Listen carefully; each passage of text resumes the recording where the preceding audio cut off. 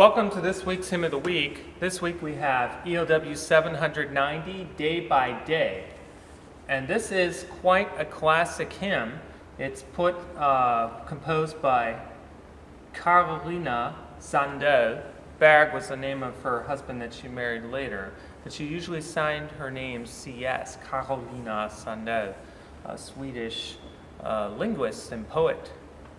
What's interesting about the text of this, first of all, we're talking about one of the best hymn writers. Probably many nickname her the Fanny Crosby of Sweden. I think Fanny Crosby has maybe 700 hymns or so. I think 650 for Carolina. So she has really composed many texts for hymns. And here's what's interesting. There's almost two theories that have arisen over the years about why and some of the background of this text. I'm going to attempt to put these two together because I think they do link. When Carolina was 26, she went out on a boat/ship with her dad, who was a Lutheran pastor, and all of a sudden it tipped. So it lurched and he fell into the water and immediately drowned. So this is a very tragic event that Carolina saw right in front of her eyes. And according to many that write about this today, they claim that that really led to her writing the hymns and composing the hymns that she did. So we have Day by Day in ELW. We also have Thy Holy Wings in ELW. We also have Children of the Heavenly Father, I think, in ELW. And if you look up the background of CS or Carolina Sandell, you'll see that she really composed some wonderful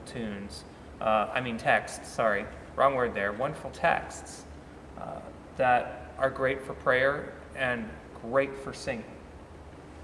So let me read to you, and this is coming from Sing It Again, a handbook on the Covenant Hymnal from Erickson, a 1958 book, why she composed this text, which I believe does tie in with the tragic event because she began to change her perspective of life and how she was writing. But let me read it to you right as she says. The story, this text appeared as an illustration to a story that she wrote for calendar Kors Lohmann. So, here it is. The story was about a clock that decided to stop. The dial decided to find out why and discovered that the pendulum had become bored and was tired of swinging back and forth 86,400 times each day. The dial suggested swinging 6 times. The pendulum found that to be acceptable, but said, "It's not 6 times or 60, it's the thought of 6 million that disturbs me." To this, the dial responded, "But bear in mind that while in a single moment you can think of the 6 million swings you must make in a lifetime, only one at a time will be required of you. And no matter how often you must go through the same movements, you will be given a moment for each one." The pendulum was convinced and went back to work. Sandell then said that it is foolish to put future burdens upon each present moment. We are given only a day at a time, and for each new day, new grace, new strength, new help. She quoted Deuteronomy 33:25, "Thy shoes shall be iron and brass, and as thy days, so shall thy strength be."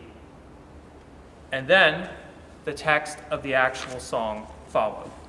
So really interesting background about Carolina Sandell. I encourage you to look more into it. It's quite an amazing story, how she responded to tragedy in a very positive way.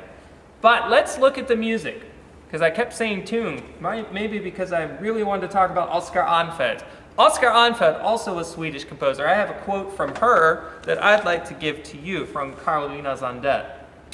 She has said that Arnfeldt has sung my songs into the hearts of the people. And I think that's absolutely correct.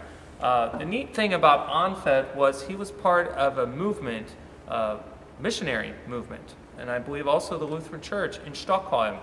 And so he would travel and sing with his guitar. So he sang these songs into the hearts of the people. And that's how I would like to interpret this today, even as a leader at the console here at the organ, as I hopefully lead the singing and sing myself. The important part here is to remember the beauty, but also the heart. Another interesting little fact about this, Oscar Amfeld, who created the music, and this really lends it's a great tip for singing this, is he asked to balance it out syllabically a bit. So when you sing this, it's very easy to feel like you're getting to the end of the line and you're just plopping that note on.